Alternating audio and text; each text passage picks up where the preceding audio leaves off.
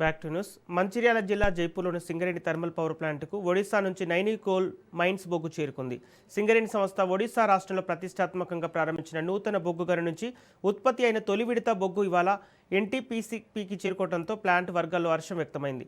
Jaipur thermal ప్లాంట్కు చేరుకున్న ఈ నైనీ బొగ్గు రవాణా సింగరేణి అధికారులు, వివిధ కార్మిక సంఘాల నాయకులు ఘన స్వాగతం పలికారు. బొగ్గు రవాణా ప్రారంభం, సంస్థ భవిష్యత్తు ప్రణాళికను వివరిస్తున్న సింగరేణి డైరెక్టర్ తిరుమలరావుతో మా ప్రతినిధి Arun Kumar face to face. సంస్థలో మరొక అరుదైన ఘటన అయితే నమోదైనటువంటి పరిస్థితి. ముఖ్యంగా కూడా సింగరేణి నైనీ బ్లాక్ నుంచి, ఒరిస్సాలోని నైనీ బ్లాక్ నుంచి కూడా సింగరేణి మొదటిసారిగా తీసినటువంటి బొగ్గును కూడా మంచిర్యాల జిల్లాలోని సింగరేణి థర్మల్ పవర్ ప్లాంట్ కూడా సప్లై చేయడం జరిగింది. అధికారులు కూడా అయితే ట్రైన్ కూడా భారీ కూడా స్వాగతం పలికినటువంటి పరిస్థితి. దీనికి సంబంధించి మనతో మాట్లాడడానికి సింగరేణి E&M తిరుమలరావు సార్ ఉన్నారు. Singareni director E&M Tirumalarao sir ఉన్నారు. సార్ని అడిగి మరిన్ని వివరాలు తెలుసుకునే ప్రయత్నం చేద్దాం. సార్ చెప్పండి, ఇది ఎట్లా మొదటిసారి అక్కడి నుంచి ఇక్కడికి బొగ్గు రావడం జరిగింది, దాన్ని ఎట్లా చూస్తారు, ఎట్లా ఆనందం వ్యక్తం చేస్తున్నారు? ఇది చాలా చారిత్రక ఘట్టం అండి.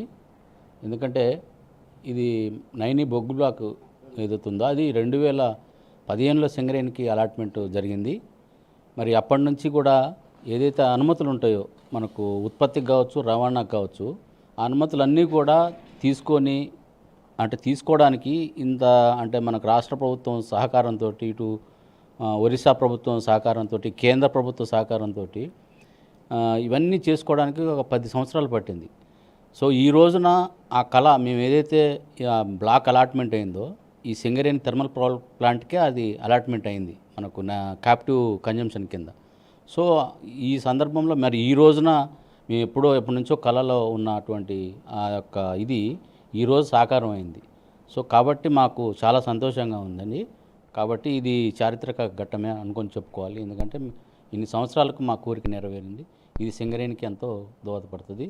దీని ద్వారా మనము ఉత్పత్తి చేయడానికి, తద్వారా మన రాష్ట్ర అవసరాలకు విద్యుత్ అవసరాలు తీర్చడమే కాకుండా దక్షిణ భారత దేశానికి విద్యుత్ అవసరాలు, అట్లాగే దేశ విద్యుత్ అవసరాలు కూడా తీర్చడానికి ఇది ఉపయోగపడుతుంది. సార్ ముఖ్యంగా అంటే ఏ గ్రేడ్, అంటే ఎటువంటి ఏ గ్రేడ్ బొగ్గు వచ్చింది, ఎన్ని వేల టన్నులు వచ్చింది? ఇది మనకు బాక్స్ ఎన్ రేక్ అంటారండి. మనం ఇప్పటివరకు ఏంటంటే మనము BOBR అనే రేక్స్ ద్వారా మనము బొగ్గు సరఫరా జరిగింది. సో ఈ రోజున ఏంటంటే మనం లాంగ్ డిస్టెన్స్లో ఉండేటప్పుడు బాక్స్ ఎన్ రేక్స్ ద్వారా వస్తుంది.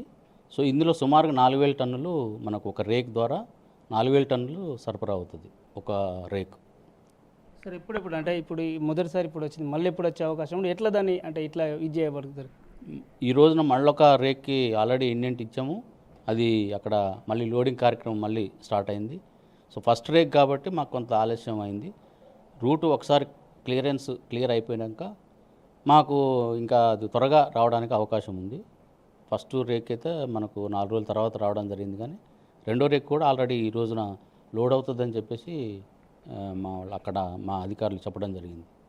Thank you sir. ఏదైతే E&M తిరుమలరావు సార్ తెలుపుతున్నటువంటి పరిస్థితి, ముఖ్యంగా కూడా 10 ఏళ్ల తర్వాత కూడా సింగరేణికి సంబంధించినటువంటి కళ అయితే సాకారమైందని చెప్తున్నారు. ముఖ్యంగా కూడా సింగరేణి తమరు ఏదైతే STPPకి ఏదైతే అనుబంధంగా ఉన్నటువంటి కేటాయించబడినటువంటి బొగ్గు గనికి సంబంధించిన మొదటిసారి వెళ్ళి తీసినటువంటి బొగ్గును కూడా ఈ STPPకి సప్లై రావడమే చాలా సంతోషంగా ఉంటామని అంటున్నాడు. మొత్తం కూడా రాష్ట్ర అవసరాలకు కావచ్చు, ఇతర అవసరాలకు కూడా దీన్ని అయితే వినియోగించేటువంటి పరిస్థితి చెప్తారు. ఏదైనప్పటికీ కూడా సింగరేణి వ్యాప్తంగా కూడా ఏదైతే సింగరేణి యాజమాన్యం కావచ్చు, ప్రభుత్వం కావచ్చు, చాలా ఆనందం వ్యక్తం చేస్తున్నటువంటి పరిస్థితి కొనసాగుతుందని అయితే తిరుమలరావు సార్ తెలుపుతున్నటువంటి పరిస్థితి.